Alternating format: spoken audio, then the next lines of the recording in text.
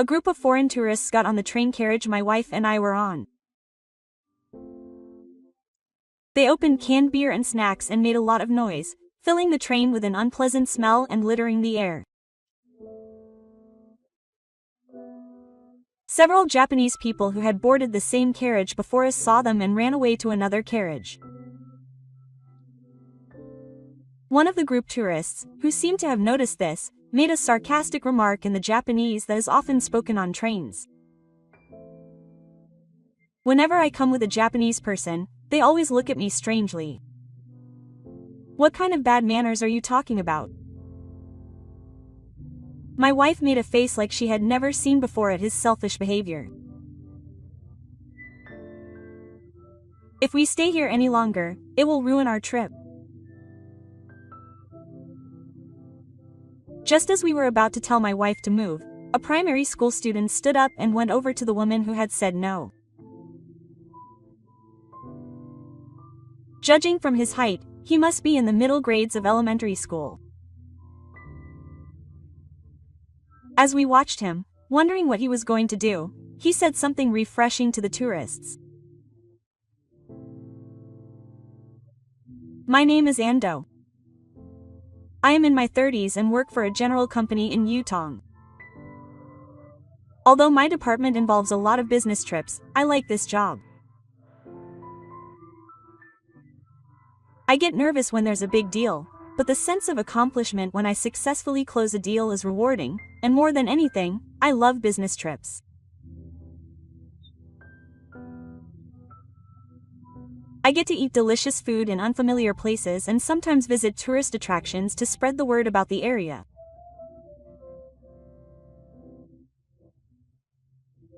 I don't mind buying souvenirs for my colleagues, and I quite enjoy talking about them while eating local sweets. Normally, I'd head to my business trip destination in a cheerful mood, but this day was different. It was a place where the Shinkansen doesn't run. The weather forecast for the next day was bad, so I took the train to get to my business trip destination early. The train was so noisy that it was impossible to calm down.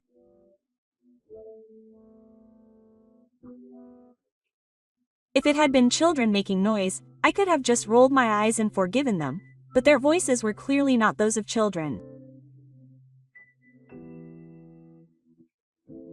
The fact that no one told them off despite their behavior being inappropriate for a public place is probably because their voices weren't Japanese. Even if I wanted to tell them off, it's not easy to tell foreigners off in English. I happened to be sitting in the seat in front of the group, and not only was their voice loud, they were also kicking the seat with their feet, causing repeated impacts.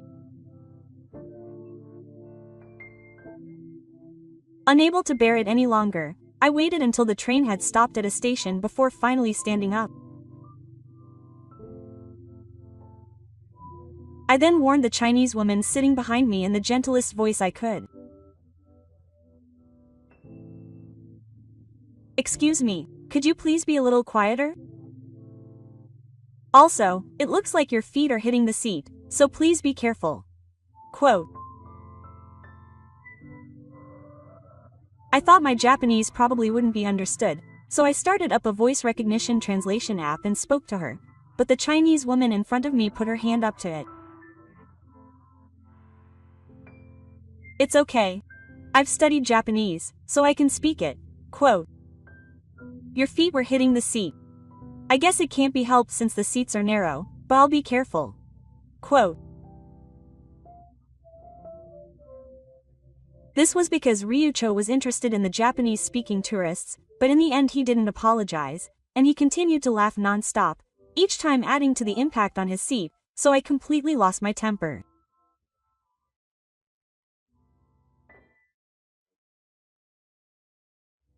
There were other Japanese passengers, but they all kept glancing at the group tourists and furrowing their brows, so I guess they were all feeling the same discomfort. Suddenly, a person who looked like a guide for the group tourists caught my eye. A woman in her 40s was wearing a uniform and holding a flag with something written in Chinese on it. There was no doubt that she was the guide for this group of tourists. Since she seemed to be Japanese, I felt bad about it, but I went to tell her to be quiet.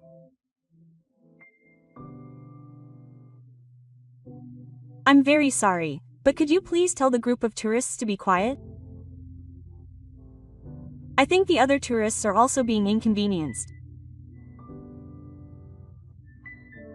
The guide, who had a sign saying, "I'm here," apologized to me with a look of regret on her face. I'm very sorry.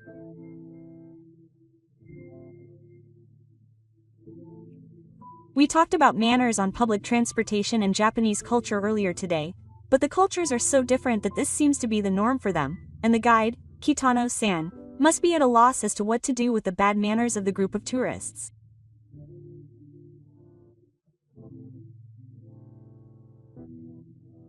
It certainly seems like it would be difficult to get them to listen to what I have to say.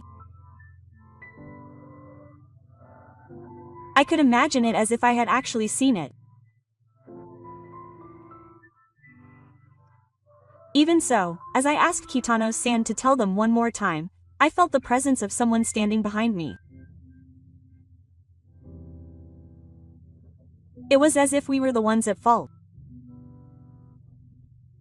You guys should have fun talking when you go on a trip too. What's wrong with that?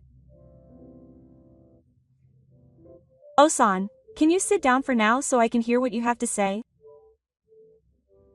Apparently his name is Wang. The Chinese man I had just warned had overheard my conversation with Kitano. He was being looked down upon by Kitano, but he couldn't seem to get over it and started blasting his complaints at me like a machine gun. I had been looking forward to my trip to Japan, but you've ruined it. It's not so bad since most people other than me don't understand Japanese. From my perspective, this is unbearable. If you really don't like it, then get out of this car. His words were so presumptuous that I couldn't help but smile, thinking he must be joking, but Wang had a completely serious expression on his face. When I asked Kitano where he was headed, he said it was almost the same station as the one I was headed to. If I stayed here, I would be causing trouble for Kitano, and more importantly, I wouldn't be able to relax and it would affect my mental state and tomorrow's discussion. I gave Kitano, who was looking at me with an apologetic expression, a compliment, picked up my luggage, and moved to the next car. After checking into the hotel and resting for a bit, my restless mind gradually calmed down. I looked at the clock and saw that it was only a little past 3 o'clock. There were two reasons why I had booked this hotel. One was that it had an open-air bath and was famous for its hot springs. The other was that there was a famous yakiniku restaurant nearby. Eating at famous restaurants in the area I was traveling to was something I really enjoyed. That's why I researched highly rated and delicious restaurants in advance and even made a reservation.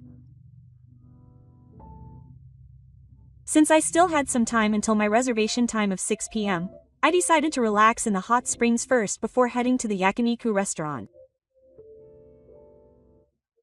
The large public bath was much nicer and cleaner than it looked in the photos, and there were many types of hot water. After enjoying the sauna and water baths, I relaxed in the open-air bath and was satisfied, but before I knew it, it was time to leave the hotel. I opened my map app and headed to the famous yakiniku restaurant. As I entered the restaurant, passing through the rows of tasteful stalls, I was greeted with a panoramic view of the interior, which had a nostalgic atmosphere. I told the staff about my reservation and was shown to a counter seat by the window. As the word of mouth said, it seems that many people come to the yakiniku restaurant alone for an important dinner or as a treat for themselves. Although several tables and counter seats are occupied, the restaurant is quiet with few customers. It seems that there are few people today, so it may be a good day to spend some time relaxing. As I waited with anticipation after ordering my first drink and a la carte dish, the restaurant gradually became noisier. When I turned to look at the people dressing up, I couldn't believe my eyes for a moment at the sight. There were a few familiar faces there, and they began to sit down at each table with a rattling sound. It turned out that they had met up with a group of tourists they had met on the train here as well. As soon as they sat down, the tourists started calling out to the staff and shouting their orders.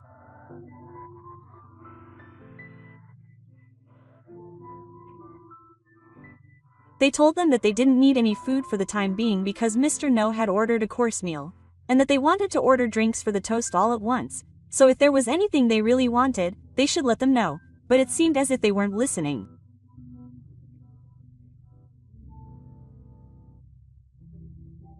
The other customers looked annoyed, and the couple who seemed to be celebrating an important anniversary looked at each other with sour expressions.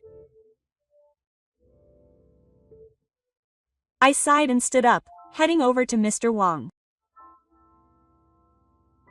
"You're making too much noise. Did you hear Mr. Kitano's instructions? It's good manners to be considerate of others in public places and restaurants. Please tell the others to do the same." When I said that, Mr. Wong looked at me surprised and then quickly objected. "Why? Are you here?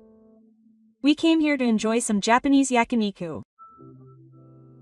There's a time limit, so we'll just take off our shoes for the time being. You're free to take off your shoes if you want, but it would be wrong to inconvenience others for that. Just like you, other people are looking forward to spending time here. Don't forget that, quote." Mr. Wong said he understood and waved at me as if to shoo away a bug.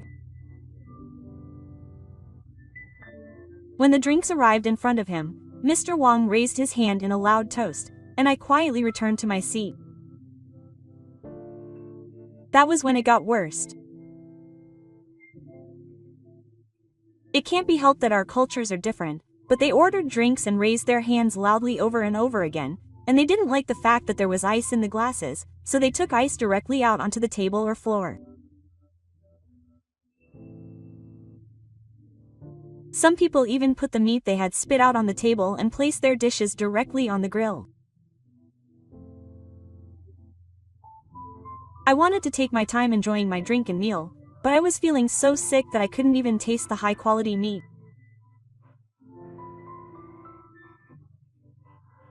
When they finally left, I was relieved, but then the waiter started going around to each table apologizing for not being able to eat in peace.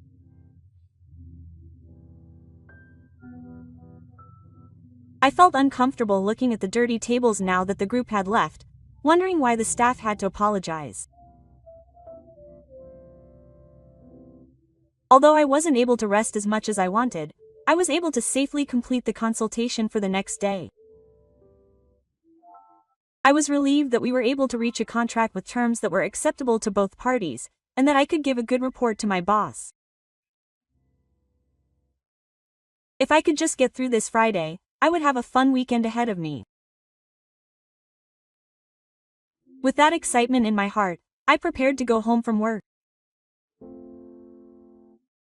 I was supposed to go on a trip with my wife this weekend. I met a lot of people along the way, but my mind was filled with the thought of going on a trip with my wife for the first time in a while.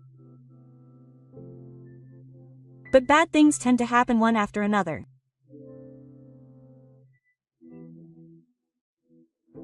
On the day of my fun holiday, the same group of customers got on the train car that my wife and I had boarded on the day of the trip.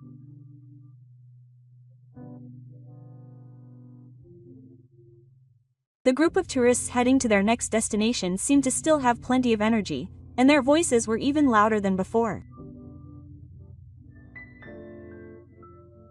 Glancing to the side, my wife was clearly looking uncomfortable.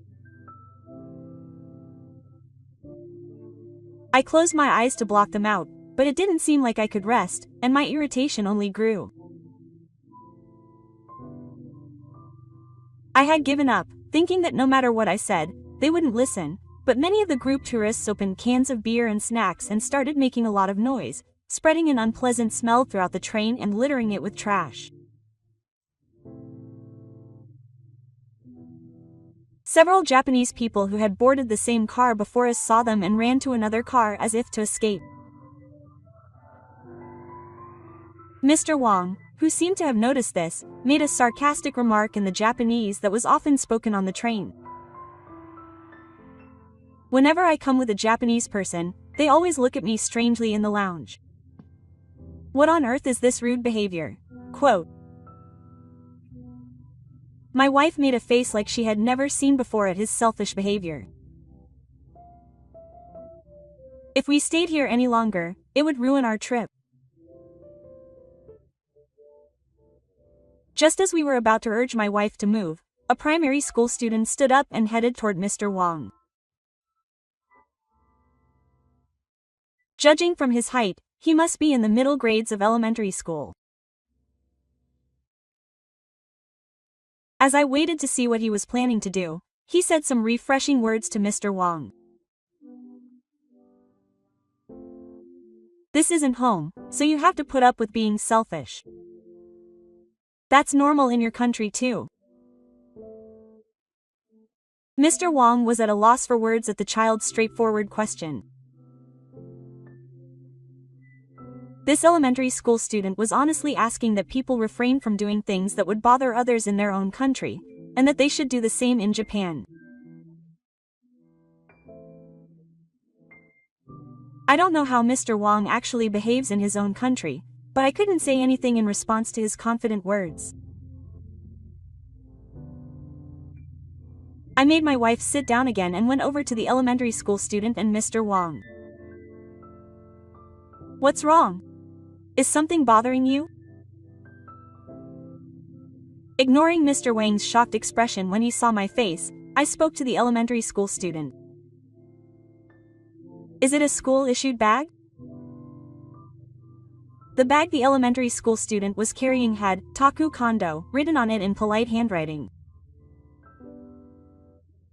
I thought I'd tell them off because these people were making a lot of noise and were bothering other people. Kondo looked at Mr. Wang with a look of responsibility in his eyes and said clearly. Mr. Wang was still embarrassed, but he couldn't finish the snacks and beer he was holding.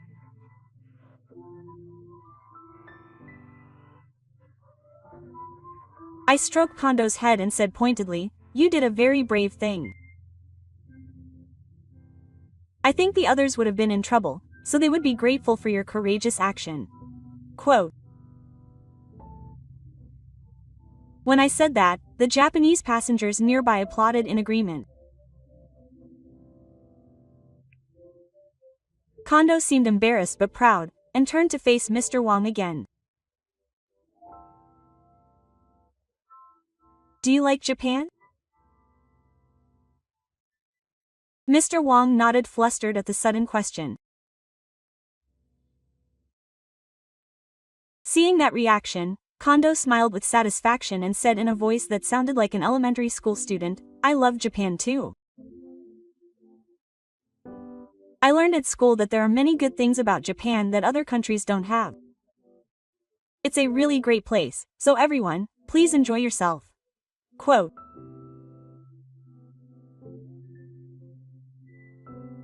And then Kondo continued, "I think there are many other people who are looking forward to visiting Japan. I think it would be very unpleasant if such people were on this train. So I hope everyone enjoys themselves while respecting Japanese manners and culture." Quote.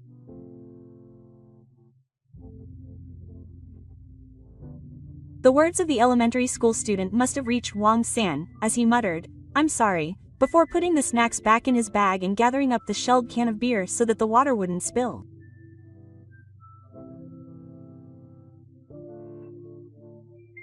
Then he whispered something in Chinese to someone nearby, and the group of tourists reacted strangely but started to put away their belongings.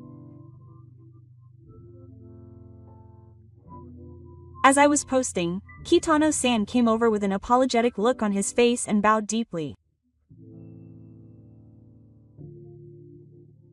I should have been the one to warn them, but I'm sorry that they didn't listen to me.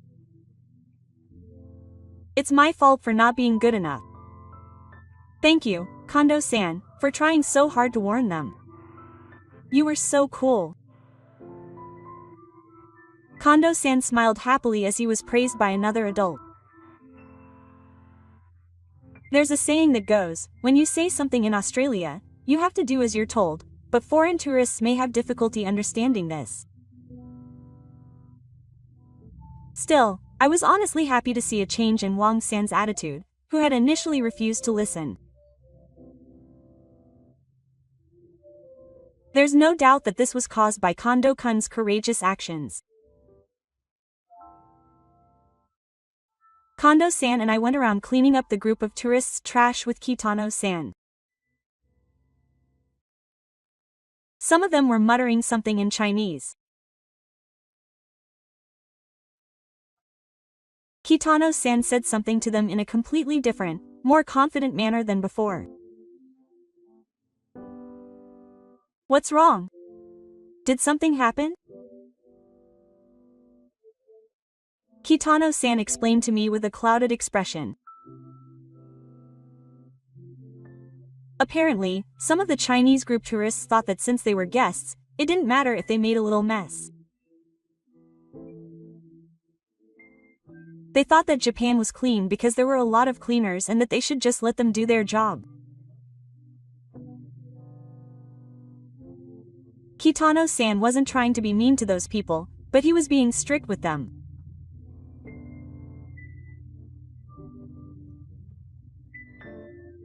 The book says that even though there aren't a lot of cleaners and there aren't many trash cans, the reason it's kept clean is because each and every person tries to keep the city clean, does the obvious things, and doesn't litter.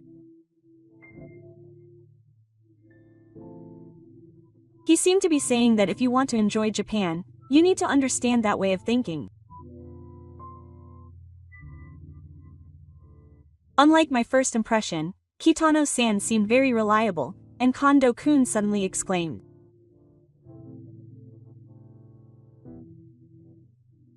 He was pointing at a tourist's smartphone, and on the display was a photo of them and cherry blossoms. It would be a shame to do that to the cherry blossoms.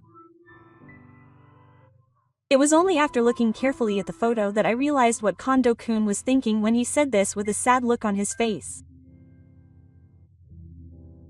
It seemed that they were pulling the branches with great force so that they and the cherry blossoms would fit neatly in the photo. Some of them were clearly holding the cherry blossoms in their hands. What's wrong? This time, Wang-san came over, sounding apologetic and in a reserved voice. When Kondo-kun told them to be careful because it was pitiful for the cherry blossoms, Wang-san tilted her head, as if she didn't understand. What's wrong with that photo? Japanese people have loved cherry blossoms since ancient times, and they've been gazing at flowers, not just cherry blossoms. Isn't it pitiful for the cherry blossoms to be treated so roughly? Wang-san wasn't rebelling at all, but she didn't seem to understand Kitano-san's explanation. But it's a cursed look. They're not alive, and even if they say they're pitiful, they just wanted to take a photo as a memory of their time in Japan, and they didn't mean any harm. That's the thing about cultural differences. We respect the cultures and manners of other countries, but this is Japan. They may not understand what we value, but we want them to value it anyway. Mr. Wang pondered deeply on Mr. Kitano's passionate request. I do remember that when we were taking pictures, the Japanese people around us looked a little annoyed. So that's what they meant. Mr. Wang finally understood, bowed his head and apologized, then began to explain something to those around him. I didn't need to ask Mr. Kitano to tell me that he was telling me to be careful not to pull on the cherry blossom branches directly or break them.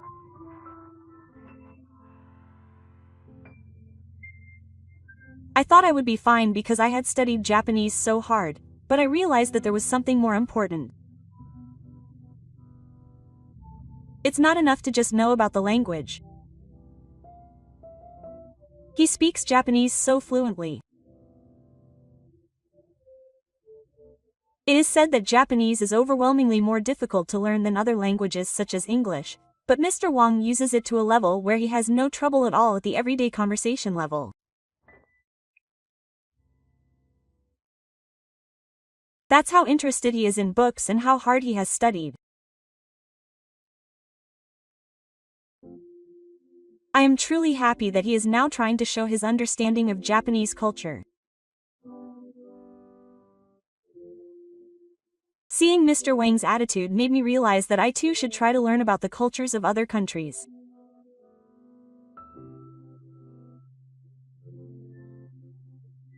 In fact, when Mr. Wang and his friends were eating at a yakiniku restaurant, I found it annoying to see them toasting repeatedly, and when I saw the table after they had finished eating, I thought it was dirty, and I felt it was a waste that everyone had left food on it.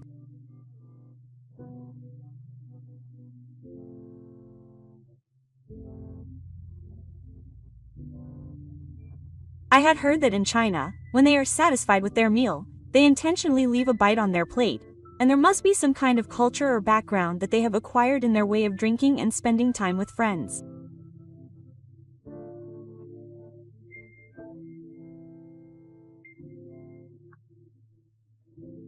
I had decided that they were a group that did not try to understand our culture or manners and did not try to understand what we were saying, but maybe that was me.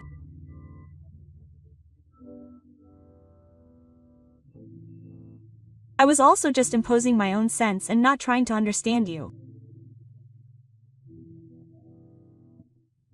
I made you feel disappointed on your much-anticipated trip to Japan. I'm sorry about today too. When I apologized to Mr. Wang, he waved his hand in front of his face and patted me on the shoulder, as if embarrassed. I was able to see many wonderful formalities and beautiful cityscapes, but the time I spent with you left the most lasting impression on me. It also allowed me to reflect on myself. Thank you very much. While talking to Mr. Wang, I felt a child staring at me. When I looked in that direction, I saw a boy of about 3 years old sitting quietly on a seat, looking like he owed something to Mr. Wang. Is that your child? He's so cute. Thank you. His name is Mu Yan. He's shy, but he's been having a lot of fun these past few days.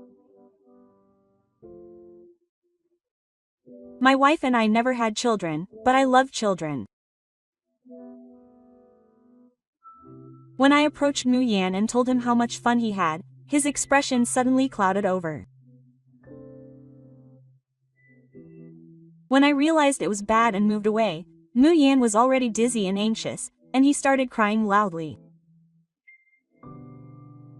Mr. Wang held him and tried desperately to dissuade him, but he just wouldn't cry.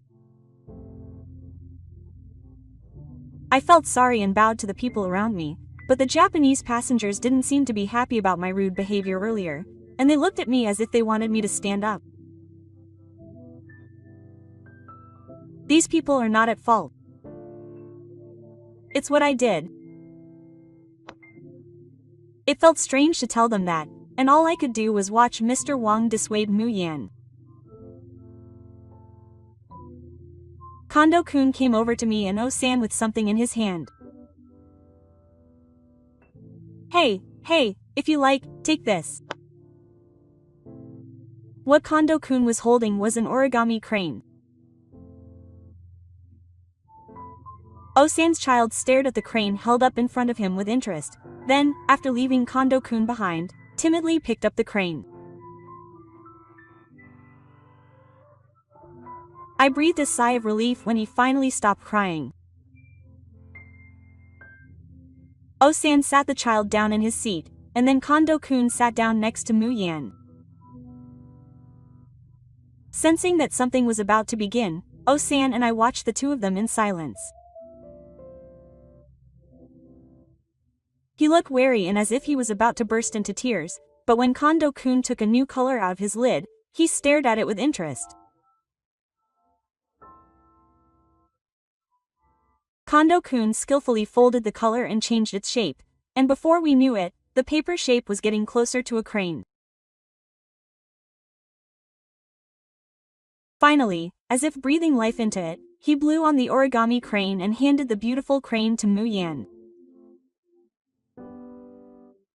When he took it, Mu-yan stared at it with sparkling eyes. Then he looked at Kondo-kun's hand as if begging for more.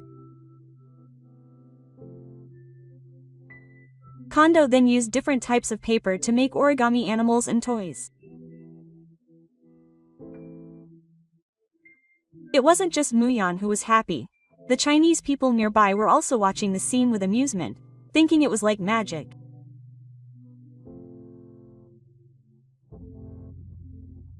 As they were getting closer to their destination, Kondo and Wang, who had become good friends by that time, said goodbye. I'll give this to you, so look at it if you're sad. And when you grow up, come visit Japan again. Quote. Mu-yan probably didn't understand what Kondo was saying, but he smiled and nodded as if he understood everything. The train gradually slowed down, and it was almost time to stop. Wang held Mu-yan, who was holding origami in both hands, and made eye contact with Kondo. Thank you very much. Japanese people are such wonderful people. I'll definitely come visit Japan again. Quote. With that, Wang blended in with the group of tourists and walked away. When I returned to my seat, my wife must have heard what I was saying, because she didn't ask me anything in particular. When I glanced out the window, I caught sight of Wang bowing to no one in particular. When I get back from my trip, I'll study foreign cultures. And when I get the chance, I'll try traveling abroad with my wife. That's what I thought. For the next few months.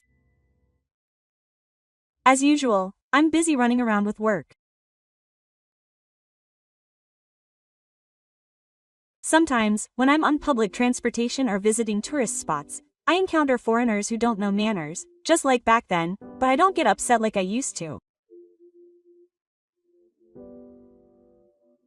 I'm sure everyone loves Japan, they just don't know. Rather, I've come to think that it's me who doesn't understand them. Since I started thinking this way, I feel like things have been going well at work.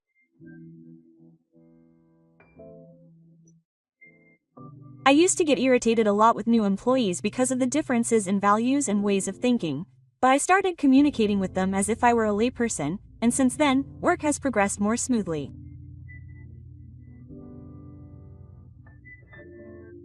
I think that meeting Mr. Wang taught me the basics of communicating with others, regardless of differences in countries and cultures. One day, while I was returning home from work, my smartphone vibrated.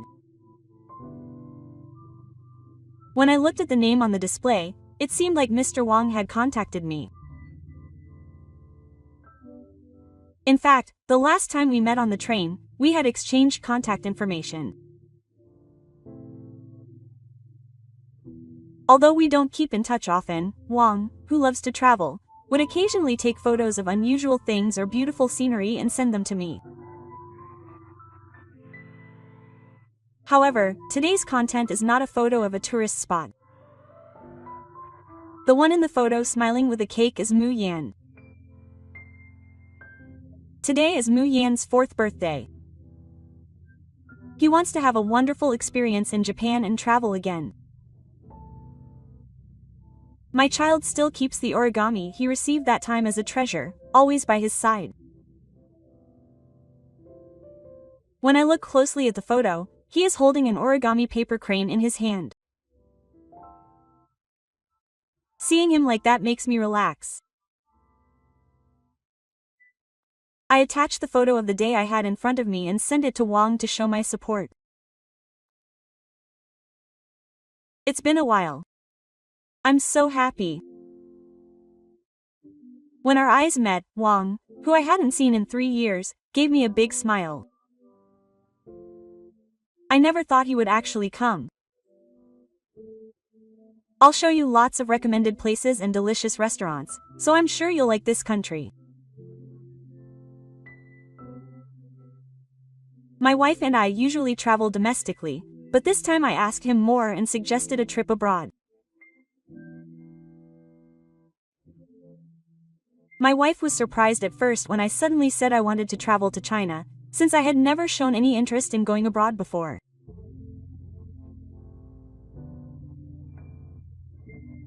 However, she knew that I had often studied foreign cultures and had started studying English, so when I convinced her that I wanted to go to China, she immediately understood.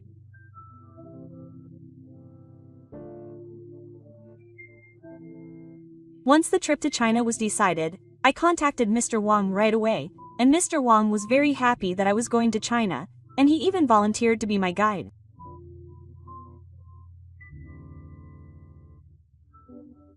There was a child hiding behind Mr. Wang, peeking out, but he had grown quite a bit.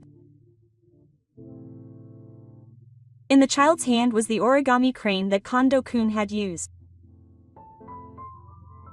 When I greeted Mu Yan in Chinese, he responded with a smile, but his face immediately froze.